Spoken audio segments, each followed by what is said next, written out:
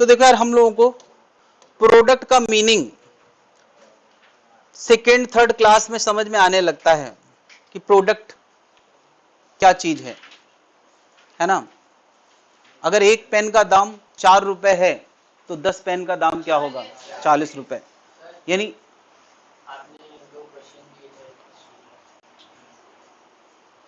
मैंने अभी विशेष टिप्पणी पूछा था तुमसे, तो पूछ लेना है, क्लास के बाद आना, पूछ लेना, ठीक है। क्लास के बाद बोला तो मुझे खुद याद नहीं मैं क्या क्या दे चुका हूं दुनिया को, कहां तक मैं अपने अच्छे कर्मों का हिसाब रखूंगा।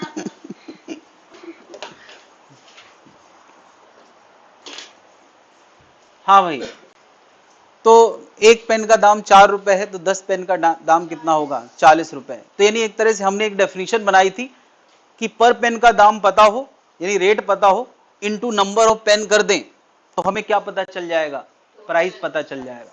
तो प्राइस इक्वल टू 1 पेन का प्राइस इनटू नंबर ऑफ। तो क्या ये क्वांटिटी प्रोडक्ट से डिफाइंड है कि नहीं है? अगर मुझे रन रेट पता है, 4 रन पर ओवर बन रहे हैं, तो 10 ओवर में कितने रन बन जाएंगे? तो इसकी डेफिनेशन क्या है? Run rate into number of over कर दें तो क्या निकल आएगा? Total number of. तो क्या बताओ, फिजिक्स में ऐसी चीजें भरी पड़ी हैं कि नहीं? तुम कहोगे सर अभी तक फिजिक्स का तो कोई एग्जाम्पल बताया नहीं, एक पेन का बताया है ना। तो फिजिक्स में बताओ यार, displacement equal to velocity into time, uniform motion के लिए एस इक्वल टू वीटी, पढ़ा है कि नहीं? Change in velocity equal to A into T, पढ़ा है कि नहीं? अरे v minus U equal to AT, पढ़ा है कि नहीं? Work done equal to F into S, पढ़ा है कि नहीं? Impulse equal to F into T. तो इसका मतलब फिजिक्स भी प्रोडक्ट वाले फॉर्मूलों से भरा पड़ा है, और जहां प्रोडक्ट आएगा वहां बाय डिफॉल्ट कभी कभी सम ऑफ प्रोडक्ट भी करना पड़ता है। कैसे? अभी मैं एग्जांपल से बताऊंगा तो समझ में आएगा। मैं कह रहा हूं यार, 4 रन पर ओवर से मैच हो रहा है, 4 रन पर ओवर से मैच हो रहा है, तो बताओ 10 ओवर में कितने रन बनेंगे? तो रन की डेफिनेशन हो गई run rate into number of overs, 4 into 10, 40 run, 40 run, ठीक है। अब ये बात मैं डिस्प्लेसमेंट के लिए कर सकता हूं कि 4 मीटर पर सेकंड से बॉडी चल रही है, तो 10 सेकंड में बॉडी कितना चलेगी? 40 मीटर। नहीं, ये बात मैं वर्क डन के लिए कर सकता हूं, 4 न्यूटन का फोर्स लगा है 10 मीटर के लिए, तो वर्क डन कितना होगा? 40 जूल। क्या फिजिक्स में जहां जहां प्रोडक्ट आएगा यही काम तो करना पड़ेगा? अच्छा, इस काम का एक और मतलब है, क्या बताओ, ग्राफ में 4 हाइट है और 10 विड्थ है, तो लेंथ इंटू विड्थ क्या होता है? एरिया। क्या हम इसको area of run rate versus over graph कह सकते हैं कि नहीं? Run rate versus over graph कह सकते हैं कि नहीं? सोचो यार, एक मैच ऐसा चल रहा है जिसमें 5 ओवर तक 4 रन पर ओवर बने, फिर अगले 5 ओवर तक 8 रन पर ओवर बने, फिर लास्ट के 2 प्लेयर बचे और उन्होंने 2 रन पर ओवर के हिसाब से मैच खेला। घटिया प्लेयर थे, ताज्जुब करने की बात नहीं, 2 रन पर ओवर से खेला। ये टेस्ट मैच चल रहा है, आईपीएल नहीं, ठीक है। तो बताओ टोटल नंबर ऑफ रन कितने बने? तो हम क्या बताओ, यहां सम ऑफ प्रोडक्ट करेंगे, भले ये कोई हमें बताए या ना बताए। हमें ये पता है कि नंबर ऑफ रन होता है रन रेट इंटू ओवर, ये तो पता है, लेकिन ये नहीं पता कि उसका हमें सम ऑफ प्रोडक्ट भी करना पड़ता है। लेकिन ये समझदारी होना चाहिए। बताओ S equal to V T सब पढ़ते हैं, क्या किसी ने पढ़ा है S equal to V one T one plus V two T two plus V T T three? नहीं पढ़ा। लेकिन ये तो समझदारी होना चाहिए कि अगर v एक जैसा नहीं है पूरे टाइम के लिए, तो जो चीज प्रोडक्ट से आती है वो चीज फिर किससे आने लगेगी? सम ऑफ प्रोडक्ट से। नहीं, नॉट सम से, सम ऑफ प्रोडक्ट। 4 ओवर के लिए 5 ओवर के लिए 4 रन पर ओवर, तो कितना? 20 रन इस दौरान बने। ये हमने एक प्रोडक्ट किया। फिर क्या किया?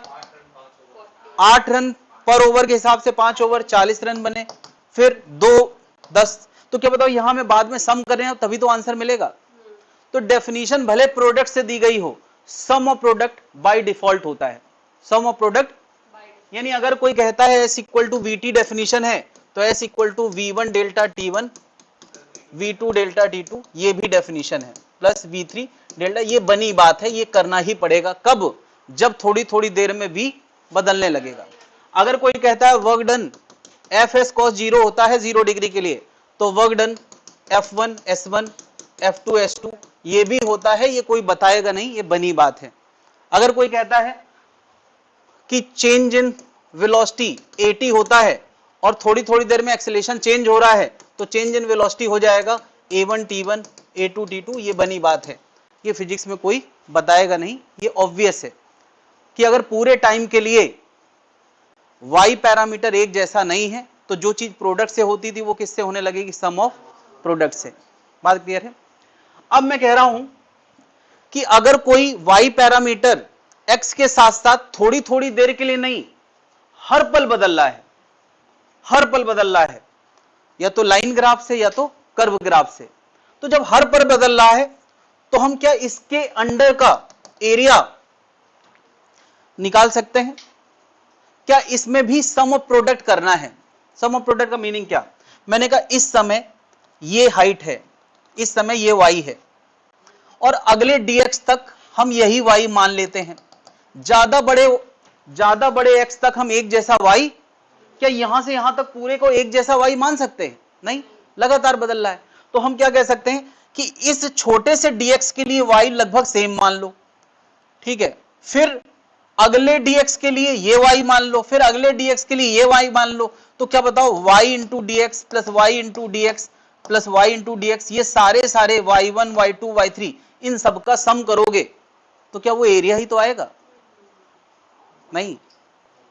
क्या बताओ, जब तुमने 4 इंटू 5 किया एरिया आया, 8 इंटू 10 किया एरिया आया, 2 इंटू 5 किया, तो ये सब एरिया ही तो है।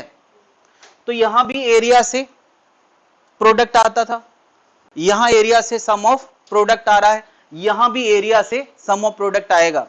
लेकिन क्या हम ये एरिया किसी मैथ से, नॉर्मल मैथ से नहीं निकाल पाते हैं? तो ये काम करने के लिए क्या होता है, यानी ये जो एरिया है, ये एरिया हम निकालते हैं, पहले लिखते हैं y dx और उसमें क्या लगा देते हैं? इंटीग्रल। इंटीग्रल लगाने का मतलब होता है ऐसे सारे y dx का सम। ये क्या देता है? ऐसे ऐसे सारे छोटे छोटे रेक्टेंगल का सम। यही तो हमारा पर्पस है।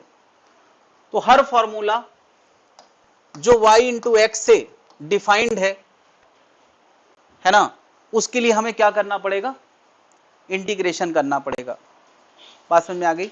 तो फिजिक्स में ऐसे कौन से टर्म्स हैं जिनमें हमने प्रोडक्ट वाला या इंटीग्रेशन वाला फॉर्मूला देख रखा है? मैंने बता दिया यार। क्या बताओ, यही फॉर्मूला अगर v बदलने लगे तो क्या बन जाएगा? वहां लिखा था vt, अब बन जाएगा इंटीग्रल ऑफ v dt। वहां लिखा था work done equal to fs, अगर बदलने लगे तो वर्क डन हो जाएगा इंटीग्रल ऑफ f ds। वहां लिखा था डेल्टा v इक्वल टू 80, अगर बदलने लगे तो क्या बन जाएगा? यानी ये अंडरस्टूड है, फिजिक्स में कोई बताए या ना बताए, हर चीज जो प्रोडक्ट में है वो सम ऑफ प्रोडक्ट हो सकती है, अगर हम ग्राफ से निकाल सकते हैं।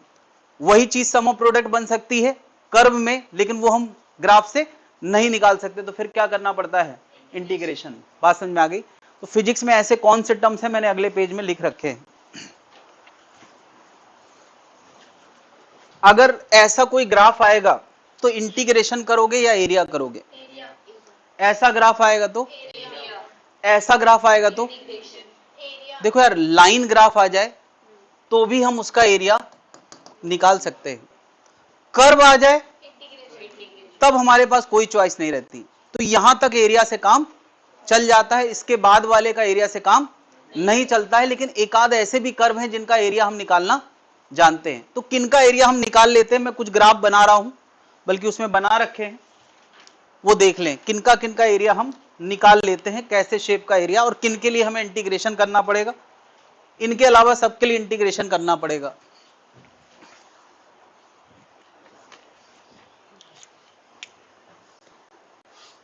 बदर y और x ग्राफ ऐसा दिया है, निकाल लेंगे कि नहीं? अगर ये वैल्यू x0 है और ये हाइट y0 है, तो बताओ एरिया क्या होगा? हाफ ट्राइंगल का एरिया, कर्व और x एक्सिस के बीच में जो एरिया होता है वो लाना होता है। ट्राइंगल का एरिया हमने कभी पढ़ा है?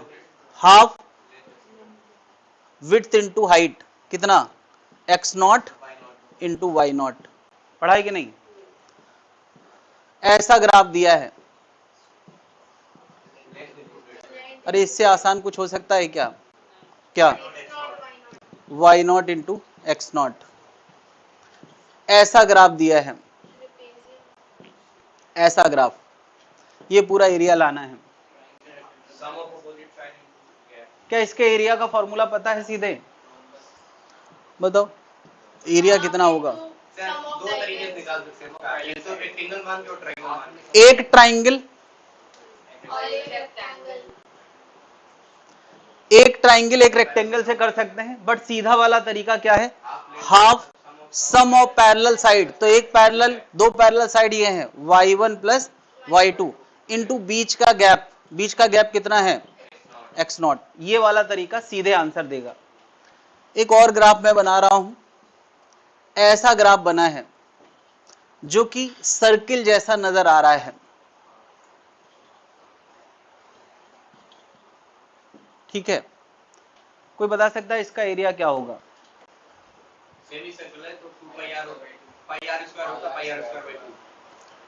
ये सेमी सर्किल है। फिजिक्स में आज जब भी कभी ऐसा सर्किल ग्राफ आए तो उसको सर्किल कभी नहीं बोलना है, भले ये वैल्यू 10 और ये वैल्यू 10 क्यों ना हो, वो हमेशा इलिप्स होता है। क्या होता है? इलिप्स। इसकी रेडियस कितनी है? Pi x naught by naught by 2 होगा। अरे एक मिनट, ये सर्किल है तो इसकी रेडियस कितनी है इधर?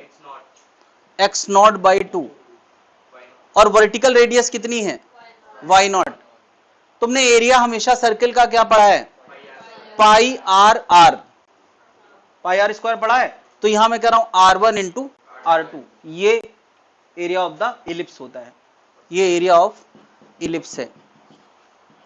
तो R1 हमारा कितना है? x बाई 2 और R2 कितना है? y not. ऐसे भी क्वेश्चन कभी पूछे जा सकते हैं। तो इतने तरह के एरिया हम निकालना जानते हैं, और एरिया का मतलब सबको पता होना चाहिए, ये इंटीग्रल ऑफ y dx, ये एरिया होता है। इसके अलावा कोई और कर्व आ गया तब कैसे हैंडल करोगे? तो पहली बात तो हमें उस समय कर्व की जरूरत नहीं होगी। किस चीज की जरूरत होगी? इस कर्व का फंक्शन क्या है, और फिर क्या करेंगे? इंटीग्रल ऑफ y dx, और y की जगह क्या रख देंगे? ये फंक्शन। और लिमिट कहां से कहां तक? हमें मान लिया यहां से यहां तक का एरिया चाहिए, तो लिमिट x1 से x2। ये पूरी कहानी है इंटीग्रेशन के मीनिंग की।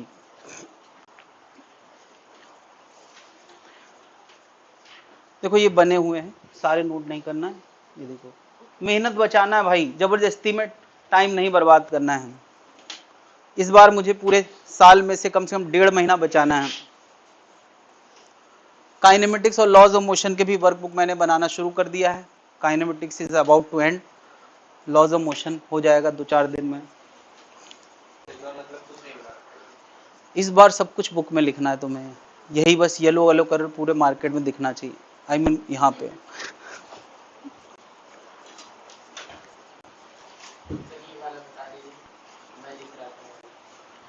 ये वाला, यही वाला तो यहाँ बताया है कि जब कर्व होगा, जब कर्व होगा तो हमें क्या करना होता है? इंटीग्रेशन। कहां से कहां तक? मान लिया इधर से इधर तक का एरिया चाहिए, तो बस लिमिट रखना है x1 से x2, जहां से जहां तक का एरिया चाहिए बस वो लिमिट यहां डाल दो। That's it. जिन शेप का एरिया हम निकाल सकते हैं वहां एरिया के लिए जाएंगे, जिनका नहीं निकाल सकते हैं वहां पर इंटीग्रेशन के लिए जाएंगे। क्लियर है? ये है मीनिंग ऑफ इंटीग्रेशन।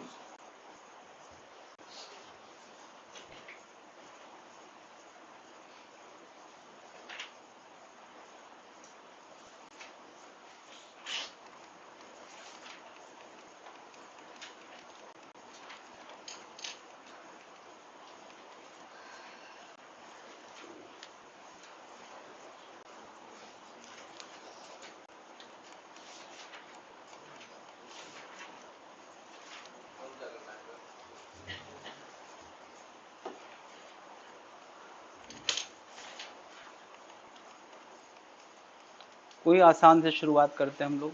यस, इससे आसान लाइफ में कुछ नहीं।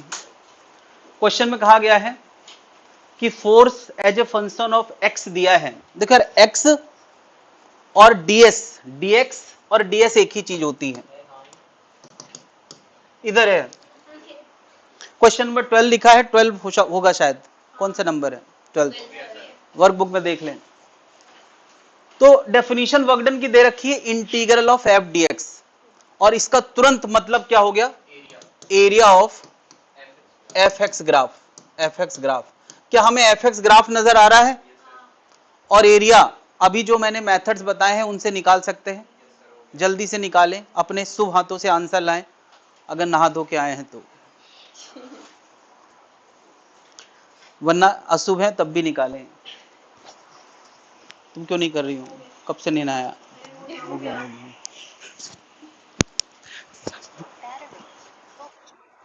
हाँ भाई, नहा लिया? और सॉरी, कर लिया।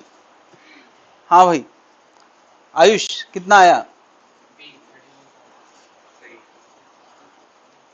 तो देखो यार, इतना एरिया तो रेक्टेंगल वाले नियम से आएगा, और इतना एरिया ट्राइंगल वाले एरिया से नियम से आएगा। कितना? 3 इंटू 3, 9 आ गया। और इतने का half base into height. Base कितना है? 3 से 6 मतलब बेस कितना है? 3, और हाइट कितना है? 3, तो ये कितना आ गया? यानी 4.5। तो टोटल एरिया कितना हो गया? 9 प्लस 4.5 दैट इज 13.5। कितने लोगों ने मुझसे पहले कर लिया यार? कोई दिक्कत है? हो गया?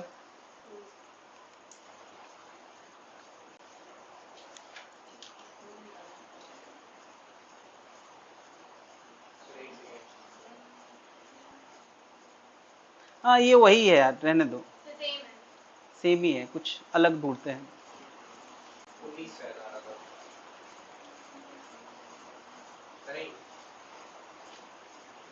चलो ये करो, ये अच्छा है, इसमें लिमिट में डालने का रहेगा।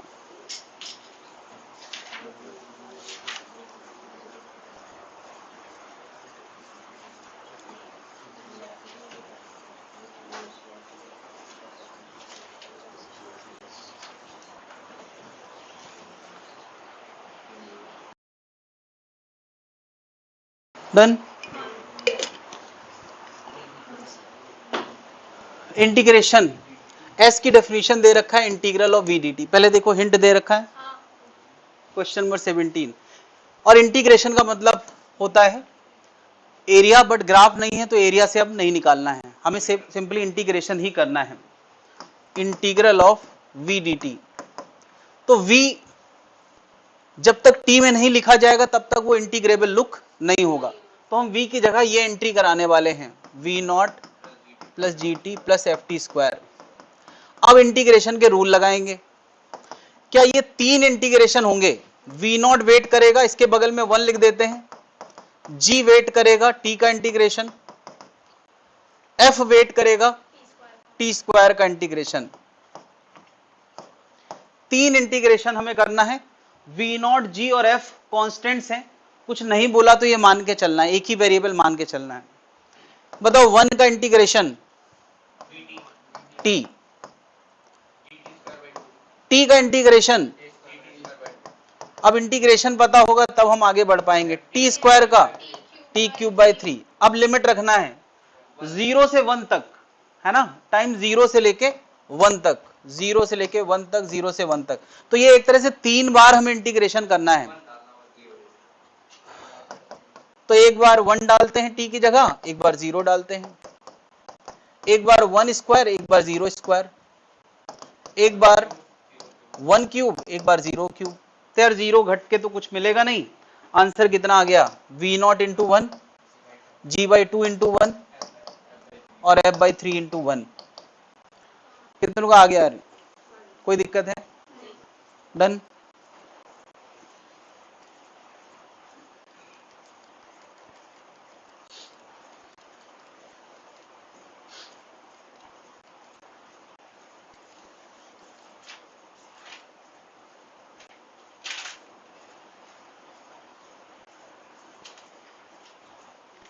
क्वेश्चन देखे जरा।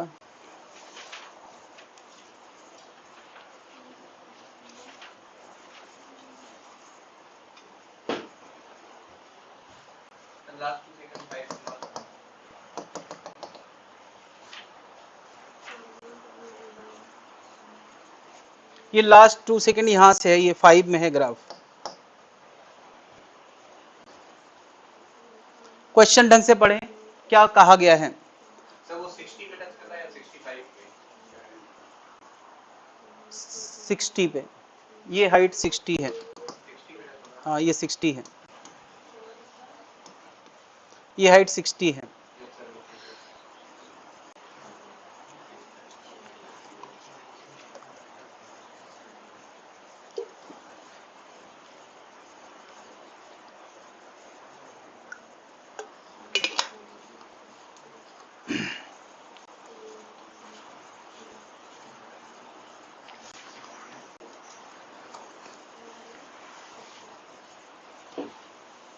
क्वेश्चन में कहा गया है कि लास्ट 2 सेकेंड में जितना वर्क होगा, डिस्टेंस कवर होगा, पूरे डिस्टेंस का वो कौन सा फ्रैक्शन है।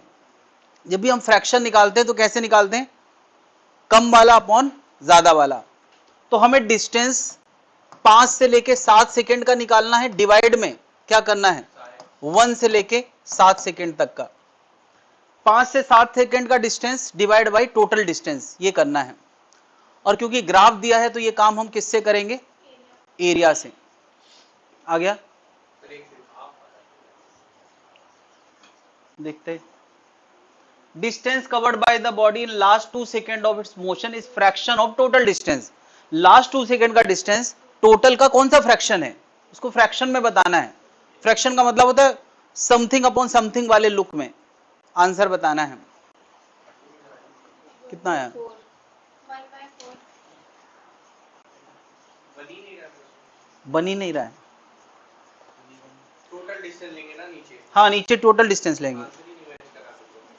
क्या बात कर रहे हो, सर वहाँ पे सेंटीमीटर पर सेकंड है और यहाँ पे मीटर पर सेकंड है। उससे कोई फर्क नहीं पड़ना। अच्छी बात यह है कि जब रेशियो वाला क्वेश्चन होता है तो यूनिट का ध्यान रखने की जरूरत।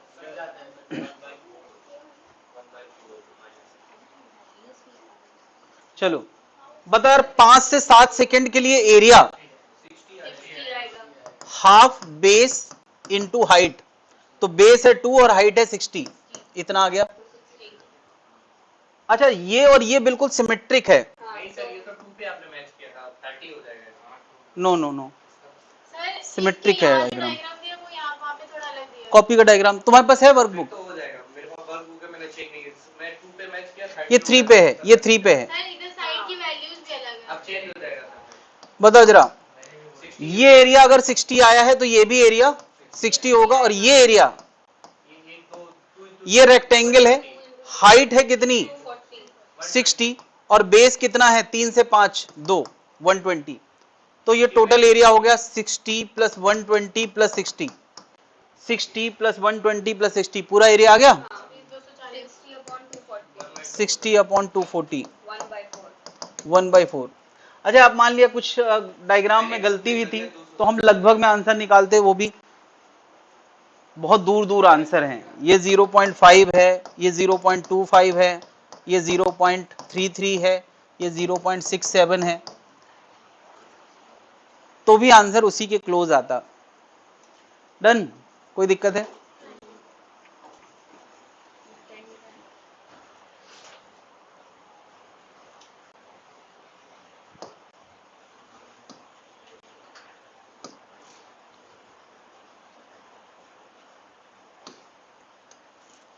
ये बड़ा फेमस क्वेश्चन है यार। इसमें W1 W2 W3, question number 24 दिखा जरा। यहाँ पे 28 है। क्वेश्चन नंबर 28 है। ये ग्राफ है एक W2, ये ग्राफ है एक W1 और ये ग्राफ है एक W3। ठीक है, क्वेश्चन में वर्क का कंपैरिजन करना है, वर्क का कंपैरिजन करना है।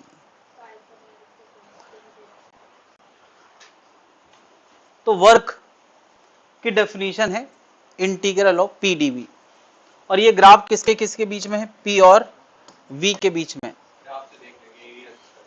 ठीक है, इंटीग्रल ऑफ पी डीवी से ग्राफ डिफाइंड है, इसका मतलब इसको हम लिख सकते हैं एरिया ऑफ पीवी ग्राफ। हम एरिया से वर्क समझ सकते हैं, एरिया से वर्क समझ सकते हैं। तो बताओ किसके लिए वर्क ज्यादा है, किसके लिए कम? देखो यार, इसके नीचे का एरिया सबसे ज्यादा है, उसके बाद किसका है? इसका, और उससे कम किसका है? उससे कम W3 का है। ये हमें इस ग्राफ का एरिया सबसे कम दिख रहा है, तो कौन सा आंसर सही हो गया? ए। बात समझ में आ गई है? कोई दिक्कत है क्या? इसके लिए तुम्हें थर्मोडायनेमिक्स की फीलिंग होना जरूरी है इस क्वेश्चन को करने के लिए? केवल तुम्हें यह पता होना जरूरी है कि वर्क डन की डेफिनेशन इंटीग्रल ऑफ पीडीवी होती है।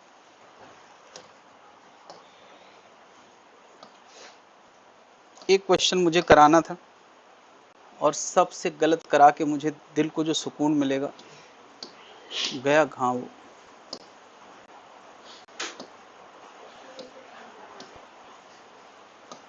कोई नहीं देखेगा क्वेश्चन, मतलब कि इधर देखना है, आंसर में हाथ उठाना है, बोलेगा भी कोई नहीं। पढ़ो ना, सर उठाओ पढ़ो।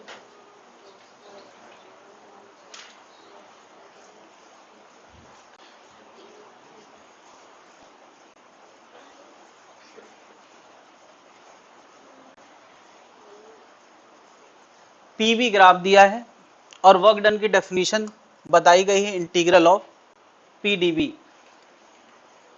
वर्क डन की डेफिनेशन बताई गई इंटीग्रल ऑफ पीडीवी मतलब एरिया।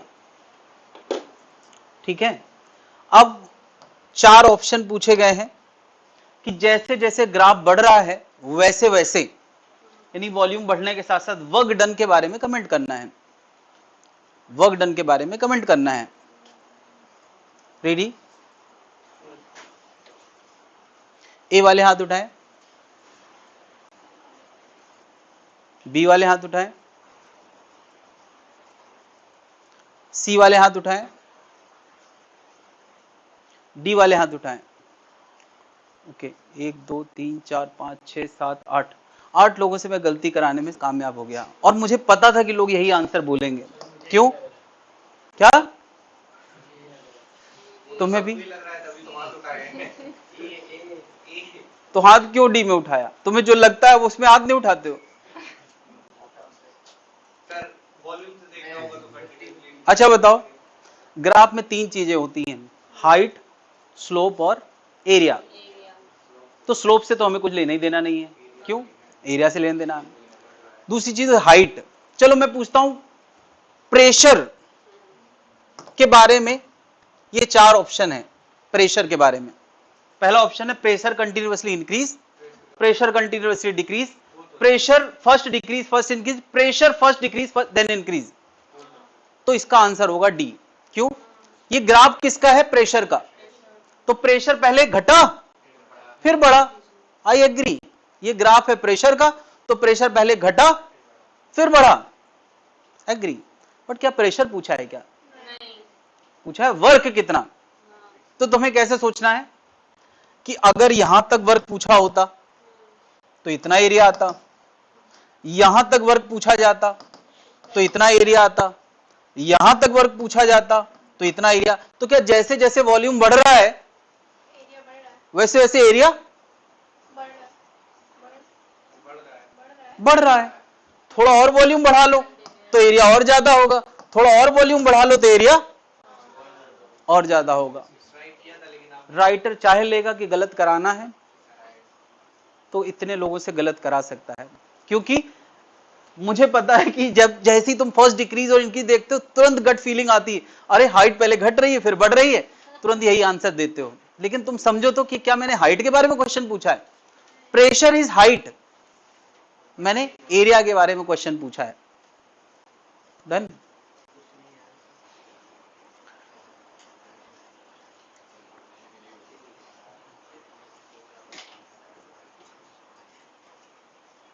मजा आया? तो लोग बेइज्जती करा के मजा आता। तो यहां पर यार एरिया जैसे जैसे बढ़ेगा तो यहां से यहां तक सब जुड़ता जाएगा ना, एरिया तो बढ़ेगा ही लगातार। ग्राफ के घटने से क्या होता है? एरिया तो बढ़ेगा ना भाई।